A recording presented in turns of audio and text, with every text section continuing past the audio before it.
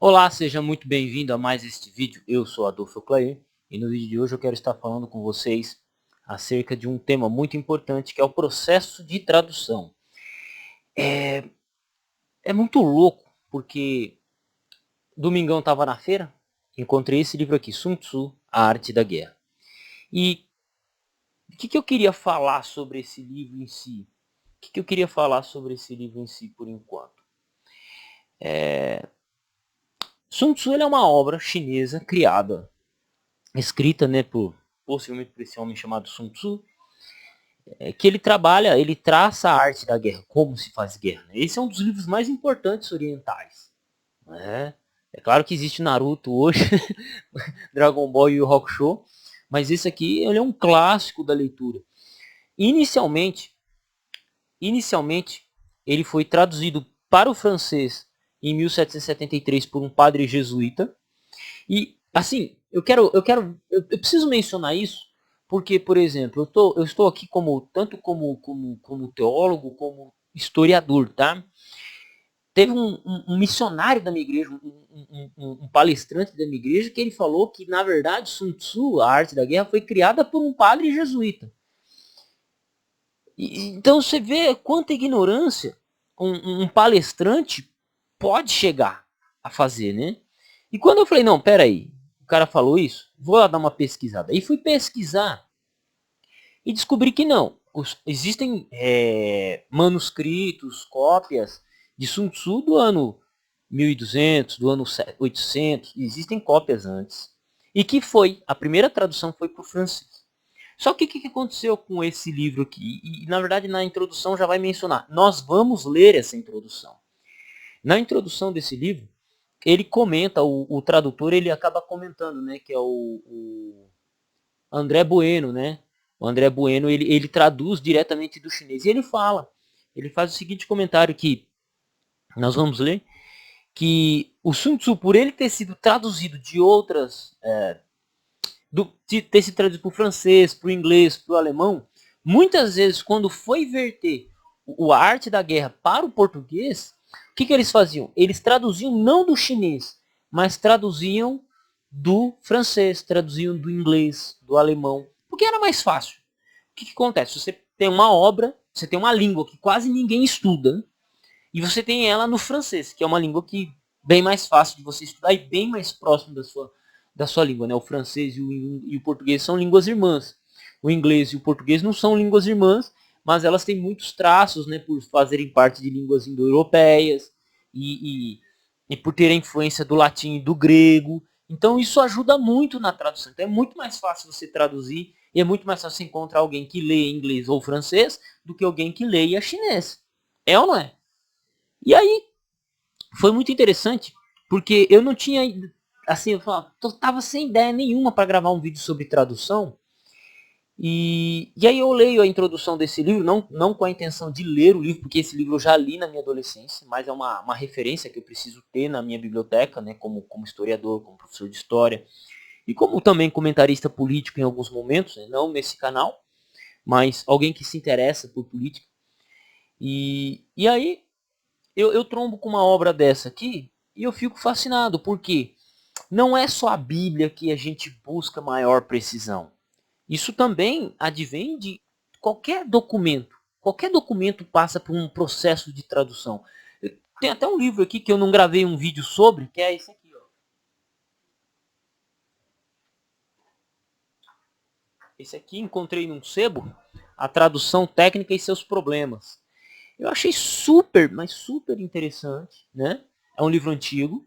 E, ó, editora Alamo, né? A Alamo era uma editora que traduzia muitos filmes, né? Que traduziu muitos filmes. E então o que acontece? O que acontece? Eu ainda vou gravar um vídeo sobre isso, mas primeiro eu quero dar uma lida melhor nesse livro aqui. Mas por hora vamos ter que nos contentar com isso. Então eu peço que você se inscreva nesse canal caso você seja o primeiro vídeo que você chega aqui. E na página inicial do canal você encontra um curso de teologia, né, pagamento único. E claro, deixa eu só ligar o celular aqui. Deixa eu só ligar o celular aqui, o Írio, tá? E aí nós vamos a mais este vídeo. Então, ok. Então temos aqui, traduzido diretamente do chinês por André Bueno, sinólogo com mestrado em História e doutorando em Filosofia, né? Doutorado em Filosofia. Sun Tzu, A Arte da Guerra. Os 13 capítulos originais. Jardim dos Livros, né? Jardim dos Livros. Então nós temos aqui o Sun Tzu, nós temos aqui uma introdução, né? 1972, arqueólogos chineses encontram fragmentos do livro Arte da Guerra, dinastia de Sung, 1960 a 1280, que completavam a obra e compõem a versão completa atual do mais sábio tratado militar da história da atualidade. Além dos 13 capítulos, essa adaptação apresenta um relevante contexto histórico sobre a antiga China, a época de Sun Tzu, uma síntese apurada sobre a sua vida e um caderno de anotação essencial para o leitor organizar pensamentos e extrair o melhor de cada capítulo. Então, o que acontece, né? Temos os 13 capítulos originais. Então, nós temos aqui introdução do chinês para o português. Na verdade, só esses 2 capítulos talvez a gente vai ler. Então, nós temos aqui, ó, assim, nessa introdução um baita resumo, né? Um baita resumo de como a gente trabalha um processo de tradução, né? Então, quando fui gentilmente convidado a realizar essa tradução do Sunzi Bingfa, A Lei da Guerra, de Sunzi, imaginei se não estaria tentando concorrer com uma série de outras versões abalizadas, feitas por sinólogos e literatos de respeito, o que deixaria meu trabalho redundante. No entanto, ao examinar algumas traduções, comecei a perceber que a questão não era tão simples assim. Existem muitas tentativas de traduzir a obra de Sunzi, e algumas são péssimas. Além disso, grande parte é feita em outra língua, antes de ser vertida para o português. O processo no qual muitas informações relevantes se perdem. Por conta disso, comecei a notar que seria de grande valia realizar uma tradução desse texto diretamente para o nosso idioma, adaptando o que fosse necessário para uma melhor compreensão dele. O cara está falando exatamente aqui, num parágrafo, o que eu venho falando sobre tradução bíblica. Nunca utilize uma tradução da tradução. Então, quando alguém vir falar e você olhar lá na nota de introdução daquela Bíblia, tradução do inglês, tradução do espanhol, tradução de não sei da onde, esquece. Nem perde tempo, porque você já está lendo tradução da tradução. Veja que Sun Tzu, nesse livro aqui, o cara já faz isso. Vamos lá. Um dos primeiros pontos trata justamente do título da obra. Convencionou-se traduzir Bing Fa como arte da guerra, o que discordo desde o início. Fa é uma palavra que denomina mais apropriadamente lei ou regra. Ela é dura, fixa, e acopla seu sentido à questão de guerra. Bing, a inspiração para traduzir Fa como arte, veio dos manuais homônimos ocidentais, como a arte da guerra de Clausewitz. Com o tempo, a convenção e as modas prevaleceram sobre a razão e o cuidado na tradução. Veja que ele faz o quê? Ó, já o nome do livro está traduzido errado. E por que eles são traduzidos de maneira diferente? Para chamar mais atenção, né? Para chamar mais atenção. A tendência em fazer versões estilizadas da Lei da Guerra foi sempre uma maldição para esse livro. O padre Amiotti fez a sua em 1772. Lembra que eu falei do padre jesuíta? Com uma linguagem rebuscada que poderia transformar o livro quase num romance. Lionel Gillis, em 1910, fez a sua versão que dá uma tradução exata de alguns termos, que mesmo os chineses têm dificuldade de explicar. Mas o que popularizou o texto, pasmem, foi de James Clavell, autor de romances como Shogun, Taipan, o que nos dá um indicativo de como essa obra tem sido analisada até então. No entanto, o texto de Sunzi é redescoberto de tempos em tempos. Recentemente, ele foi adotado como manual de estratégia por empresários de todo o mundo. Foi muito lido pelos melhores generais da atualidade, e como vocês verão, algumas partes do livro parecem ser perfeitamente aplicáveis às guerras recentes que temos testemunhado. Na academia estuda-se a possibilidade de Sun Tzu ter sido um pensador tão importante na China antiga quanto foram Confúcio ou Laozi. Né? Confúcio ou Laozi. O que apresento agora, portanto, é a minha versão da Lei da Guerra de Sun Tzu. Os critérios adotados para realizá-lo serão descritos adiante, bem como algumas informações pertinentes para entender o contexto histórico da obra. Espero que sua leitura seja gratificante, tanto quanto os antigos legaram seus escritos para que as gerações futuras pudessem compreender seus pensamentos. André Bueno, 2009. Legal. Lembrando que esse livro é de 2009, então 13 anos aí já está no público e eu não tinha essa edição aqui, mas tudo bem. Do chinês para o português. Mesmo sendo um dos textos mais traduzidos para línguas ocidentais, Lei da Guerra carece estranhamente de uma tradução direta para o português. Isso se deve a uma tendência muito própria, no mundo lusófono, de acompanhar-se a existência de traduções anteriores, feitas em outros idiomas, que parecem ser mais simples de traduzir do que o próprio chinês. Acredito que essa postura é lastimável e mostra uma submissão intelectual tremenda em nosso país, a de que sempre poderemos contar com intermediários culturais e tecnológicos, quando poderíamos nós mesmos construir conhecimento. Em termos de estratégia, Sun Tzu ficaria estarrecido, com certeza, diante deste abandono intelectual dos estudiosos brasileiros em relação à Ásia.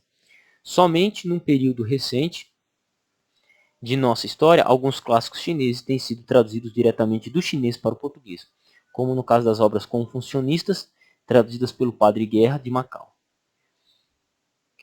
Mas o que se ganha fazendo uma tradução direta do chinês? Inicialmente, dominar a língua chinesa é compartilhar o idioma mais falado e escrito em todo o mundo, ao contrário do que muitos pensam, não é o inglês que detém a primazia. Segundo, que o chinês é uma língua com potências incríveis. Como ela é representada por sinais, pictogramas ou ideogramas, e não por um alfabeto, um estudante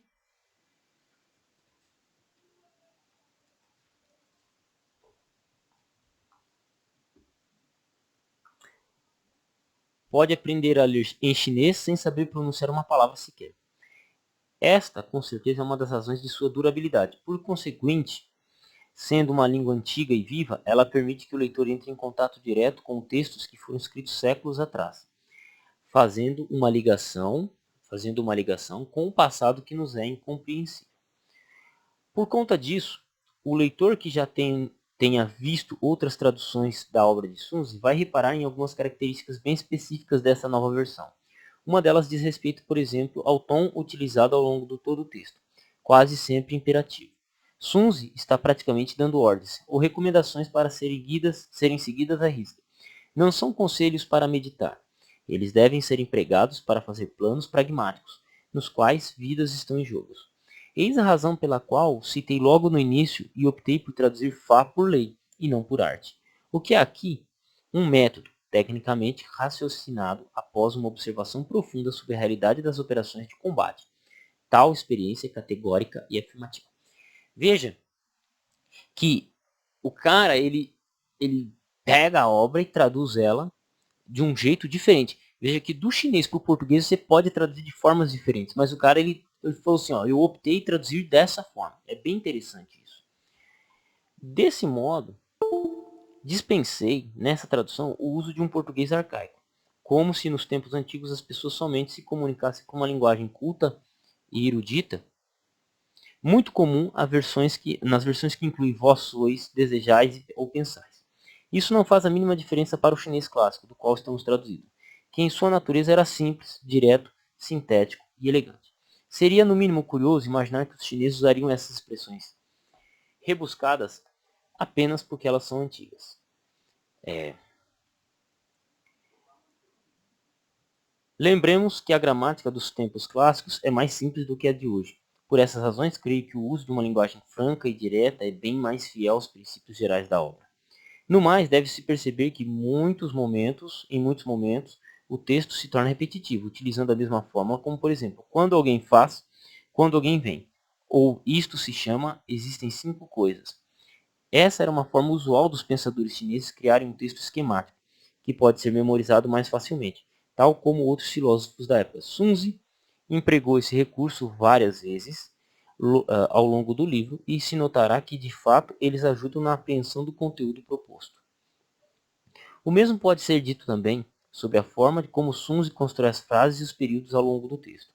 Essa estrutura simples e direta é própria dos textos chineses antigos e visa ser curta e objetiva, tornando o texto uma sequência lógica de máximas, comandos ou frases pequenas de rápida absorção, Quem ler, por exemplo, os textos de Confúcio, tal como Loyu, Diálogos, perceberá que era bastante comum a construção de textos rápidos e sucintos, capazes de exprimir em poucas palavras o sentido completo.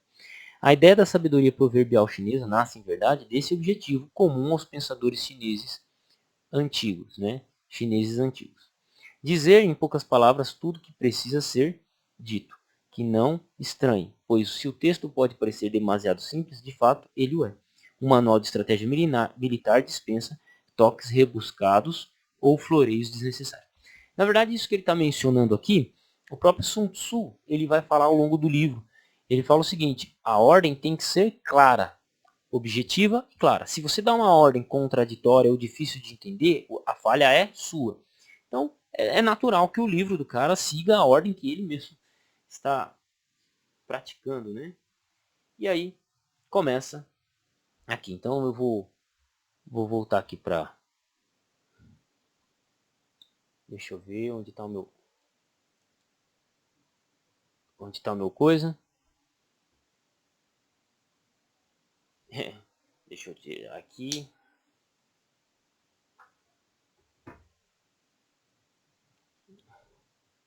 Vamos lá, vamos lá. Deixa eu só achar o meu... Deixa eu só achar o meu coisa. 1, 2, 3. Cadê o meu mouse, cara? Falhou o meu mouse.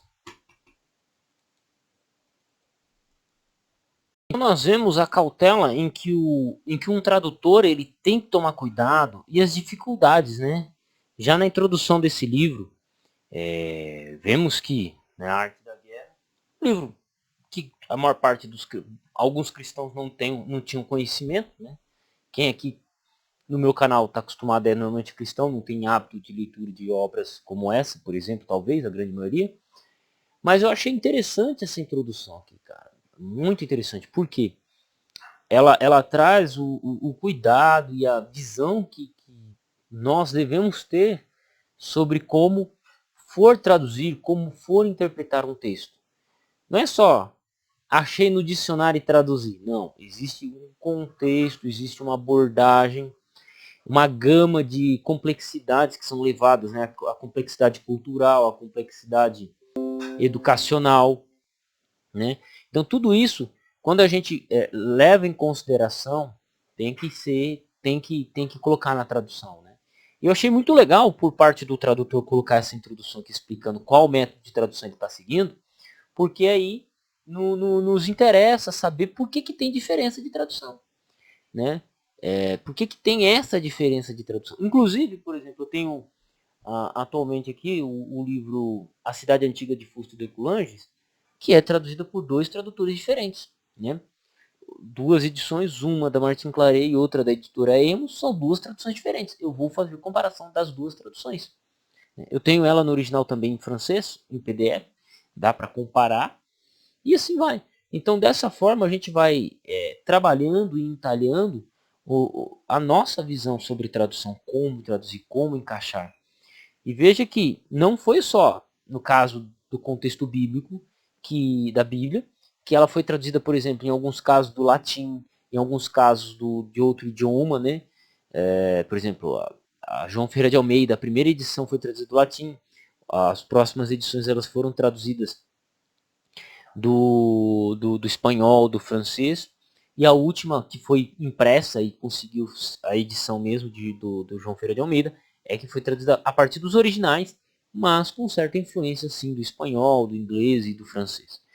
Então, é muito interessante isso, né? Mas, claro, respeito a João Ferreira de Almeida porque ela é uma obra de 1700, a primeira tradução completa em língua portuguesa. Então, quando a gente fala com respeito, né?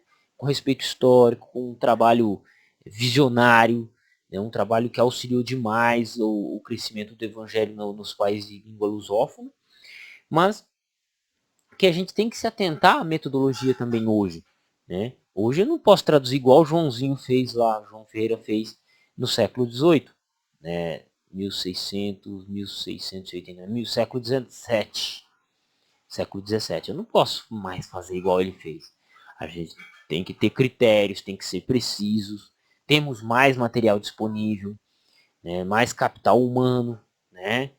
Então isso é muito importante, tá? Então finalizo o vídeo por aqui. Se gostou, peço que se torne membro, né? É você se tornar membro que eu consigo tá adquirindo essas obras aqui no final de semana, né? Pô, paguei 5 na Feira do Rolo, cara. 5, cara. Achei o livro lá, 5. Toma aqui os 5, peguei. Então, é com a ajuda de vocês, né? De vocês se tornando membro, que eu posso trazer um comentário, que eu posso trazer uma coisa assim. Então se torna membro aqui do canal, dá um apoio. Se puder se tornar um membro de R$16, se torna membro. Mas se não puder, se torna membro de 2 aí. Se quiser também fazer alguma ajuda esporádica, meu telefone está na descrição. E é isso aí. Tamo junto no campo de batalha. Deus abençoe vocês. E até o próximo vídeo. Olá, eu sou o Dr. Severino Breda, doutor em Ciências da Religião pela PUC de Goiânia, também doutorando pela UNSA, Universidade do Museu Social Argentino, Buenos Aires, Argentina, e também sou representante de um polo de uma universidade aqui na minha cidade. Peço que se inscreva no nosso canal. Nosso canal trata de temas relacionados ao direito e à teologia e também temas relacionados aos cursos que oferecemos no nosso polo. Que Deus abençoe a todos vocês.